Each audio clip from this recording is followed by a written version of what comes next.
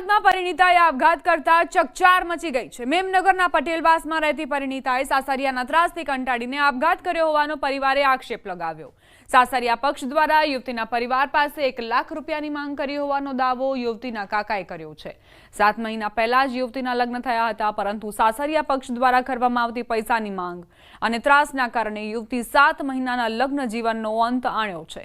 મૃતક યુવતીને 3 મહિનાનો ગર્ભ હોવાનું પણ સામે આવ્યું। સમગ્ર મામલે ઘાટલોડિયા પોલીસે ગુનો નોંધી વધુ તપાસ શરૂ કરી છે।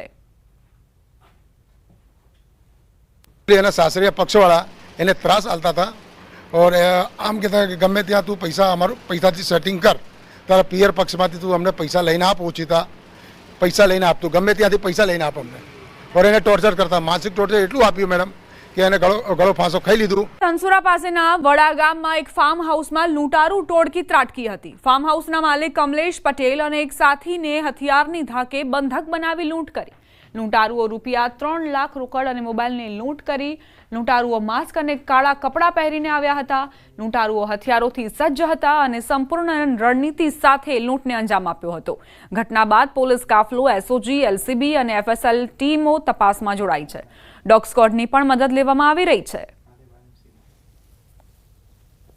સમો છે તેમણે માથાના ભાગે અને મોઢાના ભાગે ભૂકાની પહેરેલ હતી અને તમામે હાથની અંદર હેન્ડ ગ્લોવ્સ પહેરેલા હતા। આ બનાવની પોલીસને જાણ થતાં તાત્કાલિક ધનસુરા પોલીસ, એલસીબી, એસઓજી અને તમામ સિનિયર અધિકારી ત્યાં તાત્કાલિક સ્થળ ઉપર પહોંચી ગયેલા।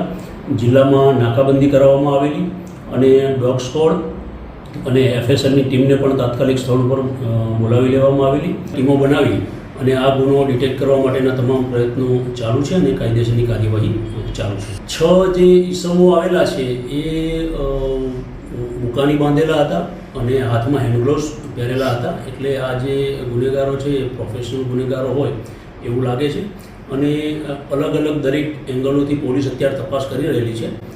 આ તરફ બોટાદના બરવાડા તાલુકાના રામપરા ગામમાં હોબાળો મચી ગયો। એક વ્યક્તિએ અન્ય લોકોના ત્રાસથી ઝેરી દવા ગટગટાવી લેતા સારવારમાં મોત નિપજતા હોબાળો મચ્યો। મૃતકના પરિવારજનોના ઘર પર આવીને પરેશાન કરતા હોવાના આરોપ છે, જેનો એક વિડીયો પણ સામે આવ્યો છે। મૃતકના ભત્રીજાએ પ્રેમ લગ્ન કર્યા હતા। આ મામલે અવારનવાર કોઈ કારણસર ઝઘડો કરવા ઘરે આવતા હતા, જેથી કંટાળીને આત્મહત્યા કર્યાનું પરિવારજનોએ જણાવ્યું હતું।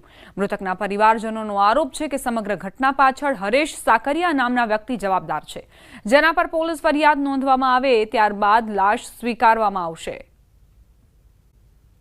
રાત્રિમાં વરસાદને લઈને સૌથી મોટા સમાચાર પ્રાપ્ત થઈ રહ્યા છે। રાજ્યમાં ભારેથી અતિભારે વરસાદની આગાહી કરાઈ છે।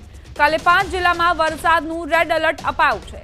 અમરેલી, ભાવનગરમાં વરસાદનું ઓરેન્જ એલર્ટ અપાયું છે। અમદાવાદમાં 2 દિવસ ભારે વરસાદની આગાહી કરાઈ છે। રાજ્યમાં 5 દિવસ વરસાદની આગાહી કરાઈ છે।